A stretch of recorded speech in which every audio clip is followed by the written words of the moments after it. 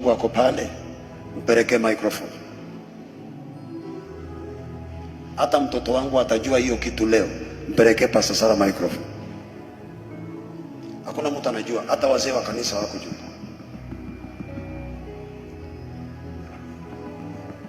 Mama Sweet. Amen. Mungu aliniambia nitakufa lini? Mwezi wa pili. Mwezi wa pili.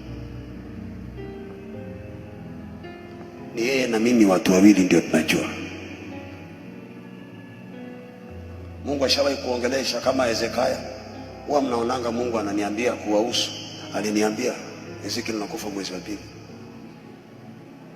Nikaamuka nikaketi nikamwamsha mke wangu nikamwambia amesema nakufa mwezi wa pili. Akaniuliza tutafanya nini?